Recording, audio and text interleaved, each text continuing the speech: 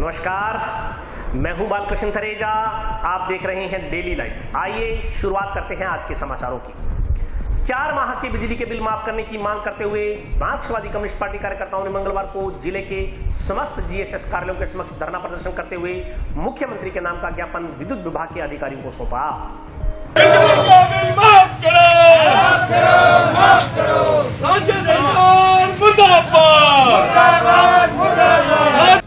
4 माह के विद्युत बिल माफ करने की मांग को लेकर माकपा कार्यकर्ताओं ने मंगलवार को पूर्व घोषणा अनुसार जिले भर के जीएसएस का घेराव कर धरना प्रदर्शन किया। घेराव प्रदर्शन के बाद विद्युत कर्मचारियों को मुख्यमंत्री के नाम का ज्ञापन सौंप 5 जून तक मांग न माने जाने पर बड़े स्तर पर आंदोलन करने की चेतावनी दी गई है। जंक्शन में माकपा कार्यकर्ताओं ने पार्टी जिला सचिव रघुवीर सिंह वर्मा के नेतृत्व में भगत सिंह चौक पर स्थित जीएसएस का घेराव कर विरोध दर्ज कराया। जीएसएस के सामने करीब 2 घंटे तक कार्यकर्ता धरने पर बैठे रहे। इस दौरान माकपा कार्यकर्ता जीएसएस के गेट पर चढ़ गए तथा सरकार व विभाग के खिलाफ नारेबाजी करने लगे। इस दौरान वक्ताओं ने कहा कि करीब 2.5 माह से जो लॉकडाउन चल रहा है वह असल में लॉकडाउन है। शुरू में लोग घरों से निकले तो पुलिस ने लाठियां मारी और अब सरकार व बिजली विभाग बिल भेजकर विद्युत उपभोक्ताओं पर आर्थिक मार मार रहा है। उन्होंने कहा कि वैश्विक महामारी कोरोना के चलते 22 मार्च से राजस्थान सहित देश भर में लॉकडाउन चल रहा है। इस कारण सभी तरह की आर्थिक गतिविधियां व अन्य कारोबार पूर्ण रूप से बंद है। जनता शासन प्रशासन द्वारा बरती जा रही नीतियों से त्रस्त है। ऐसे हालात में बिजली के बिल कोड़ में खाज का काम कर रहे हैं। लोगों के पास खाना खाने तक के पैसे खत्म हो गए हैं। इसी प्रकार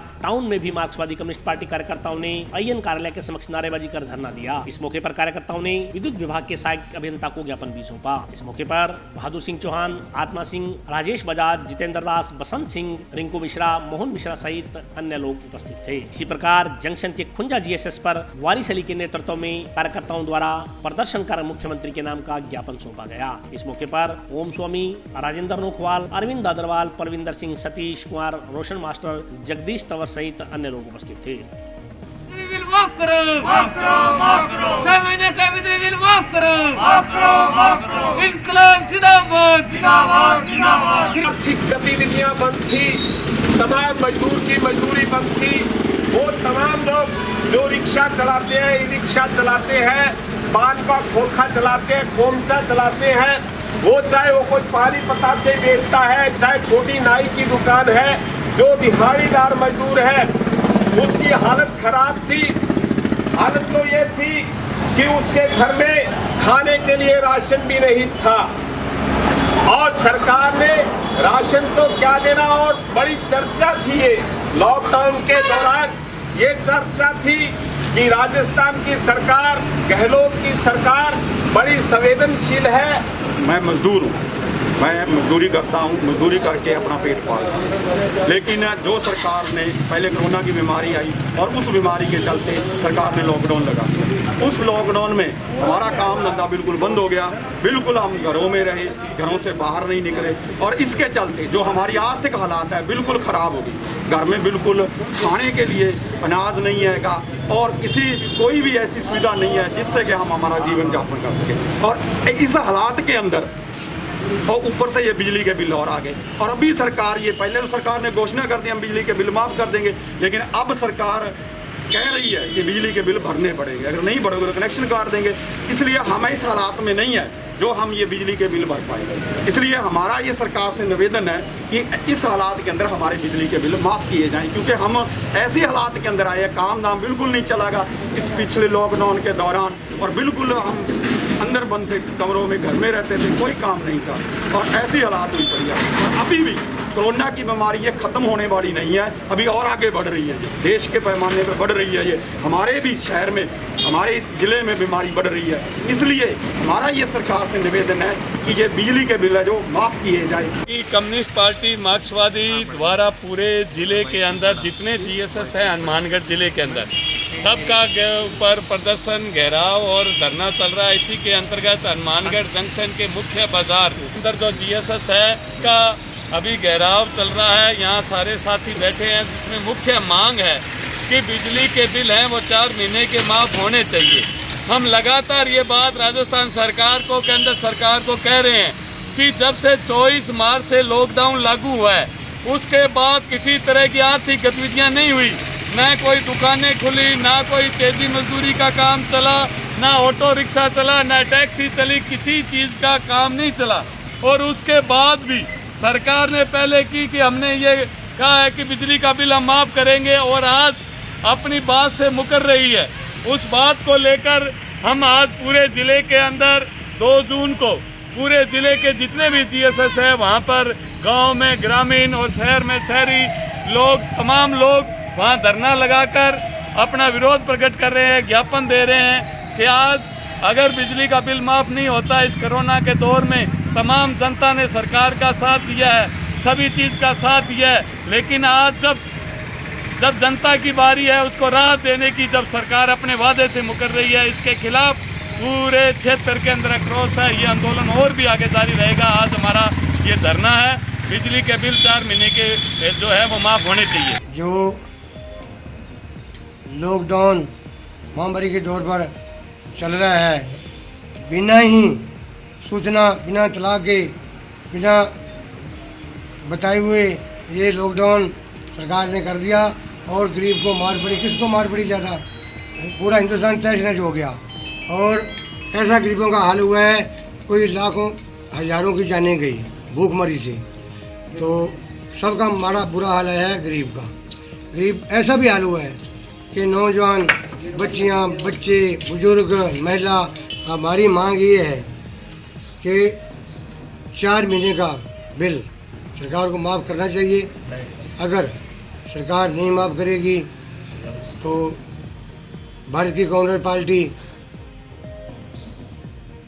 ये तय किया है कि अगले दौर में सभी लोग उठेंगे, सड़कों पे आएंगे, हमारे साथ होंगे और आंदोलन को तेज करेंगे अगर हमारी मांग नहीं पूरी की जाती। अखिल भारतीय किसान सभा में कम्युनिस्ट पार्टी मार्क्सवादी का हर गांव के अंदर ये प्रोग्राम रखा हुआ था इस बात के लिए सरकार के विरोध में कि सरकार 6 महीने के बिजली बिल माफ करे, क्योंकि लॉकडाउन के दौरान गरीब अपने घरों में था और उसका काम ठप था, इसलिए उसके पास पैसे नहीं है। गरीबों का बिजली बिल माफ़ करे, किसानों का बिजली बिल माफ़ करे, किसानों का कर्जा माफ़ करने का काम करे, क्योंकि किसानों का काम भी इस दौरान रुका है और किसानों को महंगाई की मार का सामना करना पड़ रहा है। बीज भी महंगा मिला है, खाद बीज टोटल महंगे मिले हैं। इसके दौरान अगर सरकार किसान सही कीमत पर स्वामीनाथन रिपोर्ट के आधार पर अगर नहीं खरीद करती है तो अखिल भारतीय किसान सभा माकपा आने वाले समय में आंदोलन करेगी। आज ये चेतावनी है, सरकार को चेताने का काम किया है। भारतीय जनता पार्टी कार्यकर्ताओं की बैठक मंगलवार को जंक्शन स्थित पार्टी कार्यालय में आयोजित की गई। बैठक में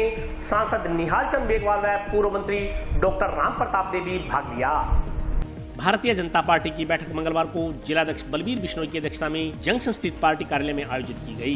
बैठक में मुख्य अतिथि के रूप में श्रीगंगानगर लोकसभा क्षेत्र से सांसद निहाल चंद मेघवाल व पूर्व मंत्री डॉक्टर राम प्रताप ने भाग लिया। इस दौरान जिलाध्यक्ष बलबीर बिश्नोई ने जिला पदाधिकारियों व मंडल अध्यक्षों को बताया कि इस महामारी से लड़ने में भाजपा का प्रत्येक कार्यकर्ता राजनीतिक ही नहीं बल्कि सामाजिक कार्यकर्ता के रूप में कार्य करता रहा है। उन्होंने कहा कि कार्यकर्ता इस बात का भी अवश्य ध्यान रखें कि फेस मास्क, सोशल डिस्टेंसिंग व सैनिटाइजर वितरण को जन जागरण अभियान के रूप में चलाएं ताकि इस कोरोना महामारी को हराया जा सके। सांसद निहाल चंद मेघवाल ने कहा कि जिस दिन से कोरोना का संकट गहराया है उस दिन से लेकर पार्टी आज तक हर जरूरतमंद के साथ खड़ी हुई है। उन्होंने प्रधानमंत्री नरेंद्र मोदी का आभार प्रकट करते हुए बताया कि प्रधानमंत्री ने पूरे देश को 20 लाख करोड़ रुपए की सहायता दी है, उसको आम जन तक पहुँचाने का दायित्व संगठन का है तथा इन योजनाओं का लाभ प्रत्येक वर्ग तक पहुँचे, यह सुनिश्चित करना भी संगठन के प्रत्येक कार्यकर्ता की जिम्मेवारी बनता है। पूर्व मंत्री डॉक्टर राम प्रताप ने कहा कि इस कोरोना महामारी की लड़ाई में कोई भी व्यक्ति भूखा न रहे, इसके लिए अपने सामर्थ्य अनुसार जरूरतमंद परिवारों को राशन सामग्री पहुंचाने का जो कार्य किया जा रहा है वह आगे निरंतर जारी रहेगा।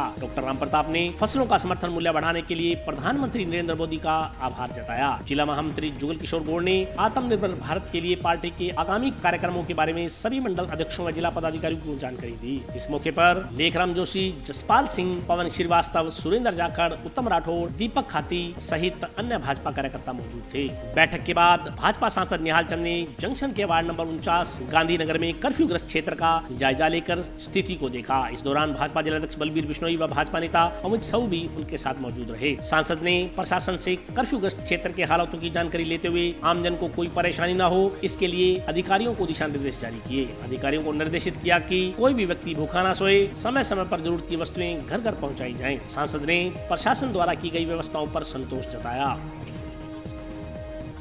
आज हनुमानगढ़ में जिला भारतीय जनता पार्टी के अध्यक्ष श्री बलबीर जी बिश्नोई के नेतृत्व में बैठक हुई। डॉक्टर राम प्रताप जी सब लोग साथ में थे, सब मंडल के अध्यक्ष थे। पार्टी का जो नेतृत्व है उनके आदेशानुसार कोई भी व्यक्ति भूखा नहीं सोए, सब व्यक्तियों को जरूरतमंद चीजें समय समय पर उपलब्ध कराएं, ऐसा बैठ के तय हुआ है। और मैं समझता हूँ कि पार्टी ने जिस दिन से कोरोना का संकट गहराया है तब से लेकर आज तक पार्टी हर जरूरतमंद लोगों के साथ में खड़ी है। और जहाँ पे हम लोग कर्फ्यू ग्रस्त क्षेत्र में हम लोग आए हैं, यहाँ की स्थिति को हमने देखा, सब अधिकारियों से बात की है कि कोई भी व्यक्ति भूखा नहीं सोएगा और समय समय में उसको सारी चीज उसके घर पे उपलब्ध हो, ऐसी व्यवस्था हमने देखी है, ऐसी व्यवस्था हो रही है। राजस्थान की पूर्व मुख्यमंत्री जी वसुंधरा जी का जो पोस्टर का विवाद, जो कुछ असामाजिक तत्व कांग्रेस पार्टी द्वारा जिस तरीके से उनको बदनाम करने की कोशिश किया, मैं समझता हूँ कि राजस्थान की पूर्व मुख्यमंत्री वसुंधरा जी सबसे बात कर रही है, सबके कांटेक्ट में है, सबसे वीडियो कॉन्फ्रेंस कर रही है। आवश्यक सामग्री अन्य जिलों में, जिन जिलों में उनको भेजनी चाहिए थी वो भेज रही है। और हर व्यक्ति से वो फोन पे बात करके हम सब से राय दे के इस जिले में क्या हो रहा है सारे की सारी वसुंधरा जी देख रही है। ये एक झूठा प्रचार और वसुंधरा जी की बढ़ती हुई लोकप्रियता, उनको बदनाम करने की साजिश रची जा रही है। आज भारतीय जनता पार्टी की बैठक हुई जिसमें हमारे पूर्व केंद्रीय मंत्री सांसद निहाल चंद एवं पूर्व मंत्री आदरणीय डॉक्टर राम प्रताप जी, जिले के पदाधिकारी और गंगानगर लोकसभा में आने वाले हमारी 3 विधानसभा के मंडल अध्यक्ष, पार्टी के संगठन पर चर्चा हुई और इस कोरोना से लड़ने के लिए प्रत्येक कार्यकर्ता को तैयार रहने और जरूरतमंदों की सहायता करने के बारे में चर्चा हुई। और आगामी कार्यक्रमों पर भी भारत आत्मनिर्भर जो प्रधानमंत्री जी का कार्यक्रम है उस पर भी चर्चा हुई कि उसका लाभ प्रत्येक वर्ग को मिले। और जो पिछले दिनों इस महामारी में जो कार्यकर्ताओं ने एक राजनीतिक संगठन के रूप में नया होकर एक सामाजिक कार्यकर्ता के रूप में काम किया, उसके लिए भी धन्यवाद ज्ञापित किया। और अंत में कर्फ्यू क्षेत्र का माननीय सांसद महोदय ने दौरा कर वहाँ की जानकारी ली, प्रत्येक परिवार को कोई दिक्कत नहीं आई इसके बारे में भी प्रशासन से जानकारी ली। और अंत में पार्टी ने और हमारे जनप्रतिनिधियों ने जो पूर्व मुख्यमंत्री वसुंधरा राजे जी के खिलाफ जो एक भ्रामक जो लोग प्रचार कर रहे हैं उसके बारे में निंदा प्रस्ताव पारित किया गया। और मुख्यमंत्री जी, पूर्व मुख्यमंत्री वसुंधरा राजे जी जो इस राजस्थान को एक नई ऊंचाइयों तक लेकर गई, तो उनके बारे में भ्रम करना, गलत प्रचार करना, उसके लिए भारतीय जनता पार्टी निंदा करती है। जिले में निर्जला एकादशी का पर्व श्रद्धा और उत्साह के साथ मनाया गया। इस दौरान सोशल डिस्टेंसिंग के नियमों को ध्यान में रखते हुए विभिन्न सामाजिक संस्थाओं द्वारा ठंडे मीठे जल की छबीलें लगाई गई। जिला मुख्यालय तथा आसपास के क्षेत्रों में मंगलवार को निर्जला एकादशी का पर्व श्रद्धापूर्वक मनाया गया। इसी क्रम में टाउन में कई स्थानों पर शीतल जल की छबीलें लगाई गई। राज्य के जिला चिकित्सालय के सामने लगाई गई छबील को संचालित करने वाले आयोजकों ने बताया कि कोरोना महामारी के चलते जिला प्रशासन द्वारा दी गई एडवाइजरी की पालना करते हुए हाथों में दस्ताने डालकर राहगीरों को ठंडा मीठा जल पिलाया गया। इस मौके पर खजान चंद, पवन सिंगला, महेंद्र कासनिया, दीपक जुलाहा, बलकरण सिंह ढिल्लो, मदन बेनीवाल, सौरभ शर्मा, मंगत राय मिड्डा, अर्जुन पटेल सहित अन्य लोग उपस्थित थे। इसी तरह टाउन की अरोड़ा धर्मशाला के पास स्थित शिव मंदिर के बाहर निर्जला एकादशी के पर्व पर राहगीरों को तरबूज का प्रसाद वितरित किया गया। एकादशी पर्व पर लॉकडाउन में सोशल डिस्टेंसिंग के नियमों की पालना करते हुए राहगीरों को प्रसाद का वितरण किया गया। आयोजकों ने बताया कि त्योहार के बदले स्वरूप ने सोशल डिस्टेंसिंग का खास महत्व है। सरकार संक्रमण की चैन को तोड़ने का प्रयास कर रही है। इसके लिए प्रत्येक नागरिक को अपने दायित्व समझने होंगे। ऐसे में ज्यादा भीड़ एकत्रित न करते हुए एक एक कर राहगीरों को ठंडा मीठा जल पिलाया गया। इस मौके पर उमाशंकर शर्मा, प्रेमलता सहित अन्य लोग उपस्थित थे। कारण यह था कि जो सोशल डिस्टेंसिंग का जो रखा था इसलिए भीड़ भाड़ नहीं की है। तरबूज का प्रसाद, सूखा प्रसाद दिया है, वो सबको एकांत में अपने होटल में दिया। रोडवस की तरफ से दिया गया सबको प्रसाद, मंदिर की तरफ से, संस्था की तरफ से। पिछली बार ऐसा था भीड़ भाड़ थी और थी, मगर अब की और वो बात नहीं है। अब जो सोशल डिस्टेंसिंग रखनी पड़ती है, सबको दूरी रखनी पड़ती है अपने हिसाब से। मास्क लगा हुआ है नहीं है उस हिसाब से। निर्जला एकादशी इसलिए मनाई जाती है कि कृष्ण का पर्व है, उस पर्व के अनुसार से जो है पुण्य का कर्म है जो अपनी तरफ से किया जाता है। कोई मीठी छबील लगाता है, कोई तरबूज की सेवा करता है, कोई करता है। इस प्रकार से कि निर्जला एकादशी के बारे में तो यही है मान्यता पुराणों की कि 24 जो एकादशियाँ होती है उनमें ये सबसे मुख्य है। लेकिन इस दिन जल ना ग्रहण करने की वजह से इसे निर्जला एकादशी कहते हैं।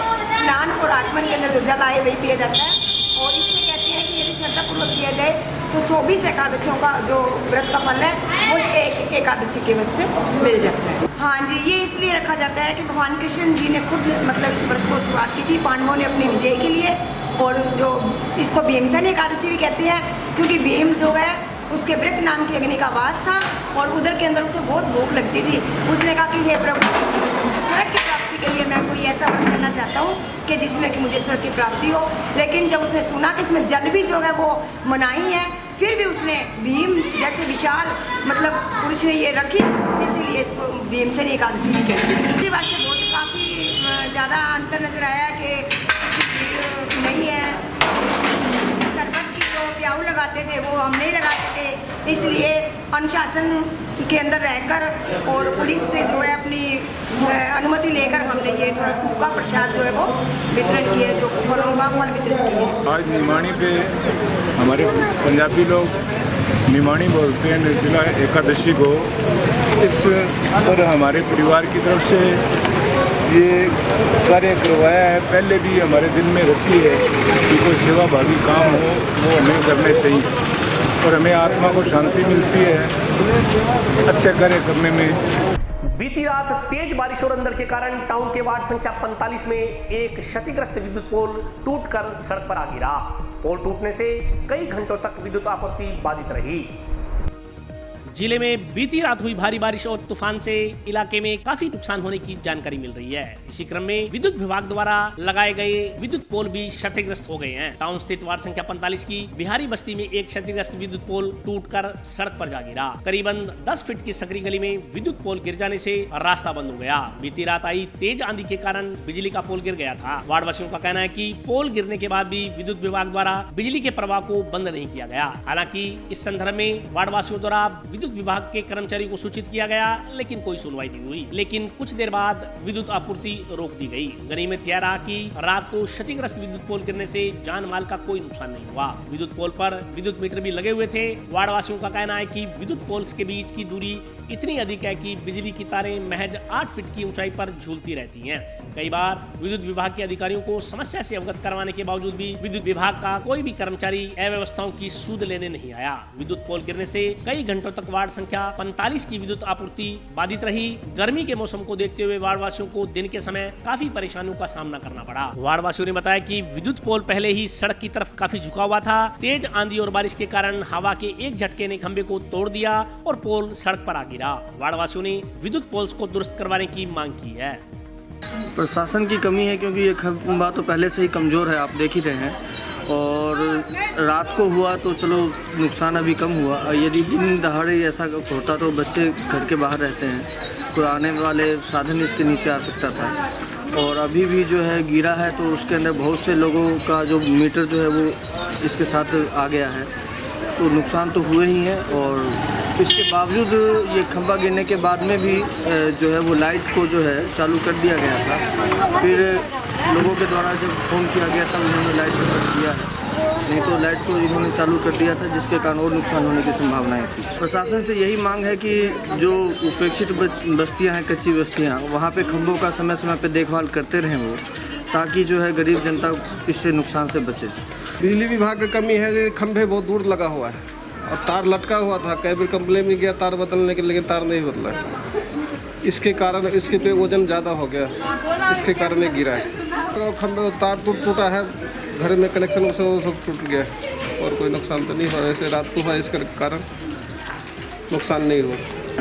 पिछले काफ़ी टाइम से जो ये खंभा आज गिरा है, इससे संबंधित जो तारें थी काफ़ी नीचे, और इससे संबंधित मैंने राजस्थान संपर्क पोर्टल पे लगभग 6 महीने पहले शिकायत करी थी। एएन साहब को कहा था, जेएन साहब को कहा था, इवन व्हाट्सएप के थ्रू मैंने एससी साहब को भी इसके सारे इमेज मतलब फ़ोटो बना के जो है भेजी थी, परंतु विभाग इससे संबंधित किसी प्रकार की कोई कार्रवाई नहीं कर रहा था।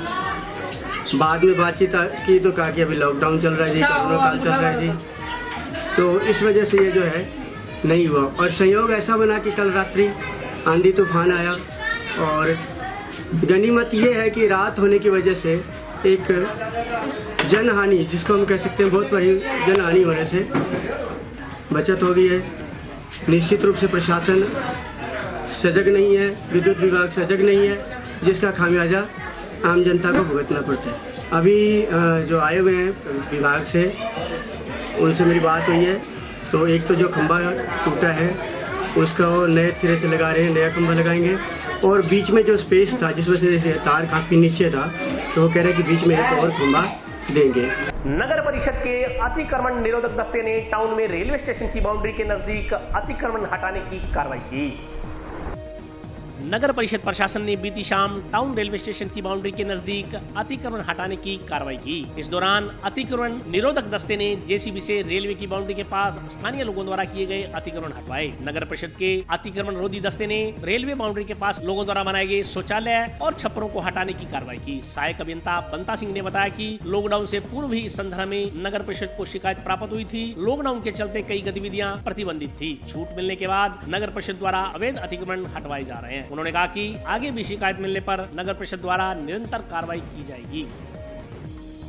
वो काफी टाइम से अवैध टॉयलेट और छप्पर वगैरह बने हुए थे, सड़क का पार्क था, वहाँ श्री में उनका विवाद था, उनको नोटिस दिया गया। फिर लॉकडाउन लगने के कारण वो विलम्ब हो गया। अब लॉकडाउन हटने के बाद उसको हटा दिया। नोहर एसडीएम द्वारा एफसीआई के गुणवत्ता निरीक्षक को नोटिस देने के विरोध में बंद हुई गेहूं की खरीद मंगलवार को पुनः शुरू हो गई। खरीद शुरू होने से आड़त व्यवसायियों और किसानों ने राहत की सांस ली है। नोहर एसडीएम की ओर से एफसीआई के गुणवत्ता निरीक्षक को नोटिस देने के विरोध में गेहूं की सरकारी खरीद का कार्य एक दिन बंद रहने के बाद मंगलवार को फिर से शुरू हो गया। नोहर को छोड़कर जिले की अन्य मंडियों में एफसीआई की ओर से समर्थन मूल्य पर गेहूं की खरीद करने से किसानों व व्यापारियों ने राहत की सांस ली है। हालांकि अभी नोहर की धान मंडी में 3-4 दिन के लिए गेहूं लेकर आने वाले किसानों को कृषि जिन्स न लेकर आने के लिए कहा गया है, ताकि पूर्व में खरीदी गई गेहूं के थैलों का उठाव कर खरीद व्यवस्था को सुचारू किया जा सके। इस संदर्भ में जानकारी देते हुए कृषि उपज मंडी के सचिव सीएल वर्मा ने बताया कि दोनों पक्षों में समझौते के बाद गेहूं की सरकारी खरीद आरंभ कर दी गई है। उन्होंने कहा कि अब तक 70% गेहूं की खरीद की जा चुकी है। उन्होंने जानकारी दी कि 2 दिन गेहूं की खरीद न होने से लिफ्टिंग का कार्य सुचारू रूप से जारी रहा, जिससे लगभग गेहूं का उठाव हो चुका है। अब खरीद वापस शुरू हो गई है और वैसे लगभग हनुमानगढ़ डिस्ट्रिक्ट में 70% खरीद अब तक कंप्लीट हो गई है। और हनुमानगढ़ मंडी में जंक्शन में है जो 65% और टाउन में 55% के आसपास खरीद हुई है। और इन 2 दिनों में क्या खूब सारी लिफ्टिंग हुई है, इसलिए कि टाउन और जंक्शन में सिर्फ अब 25,000 क्विंटल के आसपास मंडियों में माल रहा है, बाकी सारा उठाव हो गया है। तो वो भी आज लिफ्ट हो जाएगा और थोड़ी बहुत कोई कट्टे रह जाएंगे तो कल उठ जाएंगे। तो बारिश कम थी, अंदर ज़्यादा था, आज पूरी धूप निकली हुई है, तो थोड़े बहुत कोई कट्टे भीग गए, वो सूख जाएंगे और शाम तक उनका भी उठाव हो जाएगा। और इसी के साथ हम रुकेंगे छोटे से ब्रेक के लिए। आप बने रहिए हमारे साथ, देखते रहिए डेली लाइफ।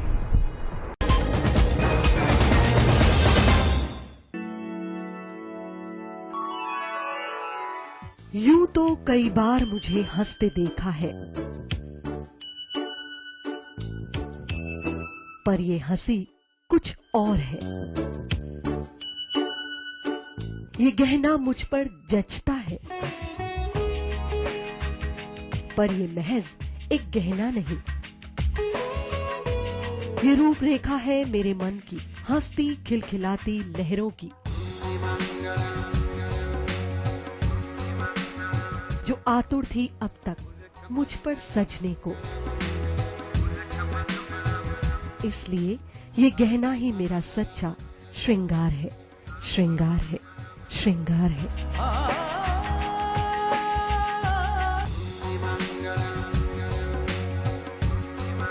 कोरोना महामारी के बचाव के लिए माननीय मुख्यमंत्री के निर्देश पर स्वायत्त शासन विभाग ने संक्रमण फैलने से पहले ही लगातार प्रभावी कदम उठाए हैं। प्रतिदिन लाखों जरूरतमंदों को मुख्यमंत्री भोजन योजना के तहत विभिन्न संस्थाओं के सहयोग से भोजन वितरित किया जा रहा है। आश्रय स्थलों में रहने वाले बेघर लोगों को भी 100 रुपए तक का निःशुल्क भोजन उपलब्ध करवाया जा रहा है। सभी नगरीय निकाय क्षेत्रों में सभी सार्वजनिक स्थानों पर साफ सफाई व डोर टू डोर कचरा संग्रहण की समुचित व्यवस्था की गई है। सभी सफाई कर्मचारियों, जमादारों और स्वास्थ्य निरीक्षकों को सैनिटाइजर, साबुन और दस्ताने खरीदने के लिए 1,000 रुपए की नकद राशि दी गई है। प्रदेश के श्रमिक, वेंडर्स और जरूरतमंद परिवार जो किसी योजना में पंजीकृत नहीं हैं, उनको सरकार ने 1000 रुपए की सहायता दी है। अब इन्हें 1500 रुपए की और अतिरिक्त सहायता दी जा रही है। गली मोहल्लों में सार्वजनिक स्थानों पर सोडियम हाइपोक्लोराइड का छिड़काव कर उन्हें विसंक्रमित किया गया है। किराना और दवा की दुकानों को लॉकडाउन में छूट दी गई है। साथ ही ग्राहकों के बीच 1 मीटर की दूरी रहे, इसके लिए 1-1 मीटर पर सर्कल बनवाए गए हैं। सभी निकायों में आवारा पशुओं के लिए चारे व भोजन की व्यवस्था की गई है। मुझे पूरा संतोष है कि स्वायत्त शासन विभाग का हर व्यक्ति, हर कर्मचारी, हर अधिकारी पूरी जी-जान से इस कोरोना वायरस के विरुद्ध जंग में उतरा हुआ है और वो निश्चित तौर पर जो है इसके अच्छे परिणाम देखने को आगे जाकर मिलेंगे। इन व्यवस्थाओं में आप भी सहयोग दें। बहुत जरूरी हो तभी घर से बाहर निकलें। बाहर जाएं तो मास्क जरूर पहनें। नियमित रूप से हाथ धोते रहें। सामाजिक दूरी बनाए रखें।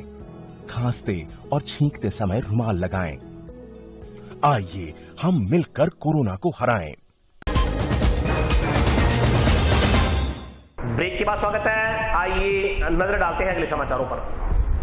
बीती रात जंक्शन सब्जी मंडी के नजदीक स्थित एक फलों के गोदाम में आग लग गई। मौके पर पहुंचे फायर ब्रिगेड के कर्मचारियों ने काफी मशक्कत के बाद आग पर काबू पाया।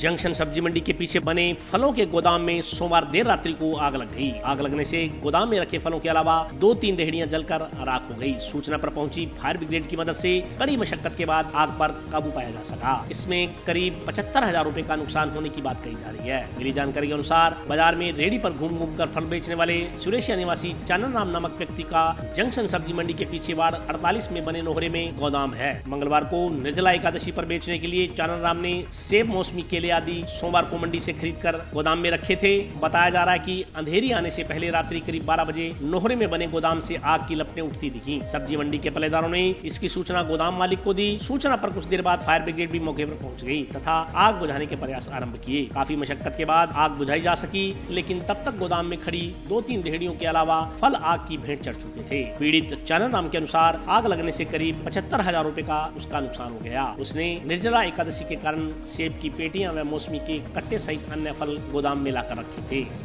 नुकसान कम से कम 70-80 हज़ार का हुआ है। 3 तो रेडिया है, एक साइकिल है और माल आम और सेब का बंद डब्बा 1500 4 और आम की क्रेट ही 70 रुपये किलो और कुंटल 1.5 कुंटल। बाकी फ्रूट सारा ही है। 10 बजे हमने गया, जब तक बिल्कुल साफ एकदम कोई दिक्कत नहीं। उस आदमी पौने 12 बजे फोन आया मेरे पास आग लगी। आगे हमने संभाला आग पूरी तरीके से कंट्रोल, दमकल बुला के कंट्रोल करा। टाइम खत्म हो गया गोदाम सारा, कुछ नहीं बचा। दमकल आई, उससे टाइम खत्म ही हो गया, सामान कुछ नहीं बचा। 1 रुपया का सामान नहीं बचा इसमें। अब देखो हमारा तो नुकसान है, वो दे दो और कोई दिक्कत नहीं।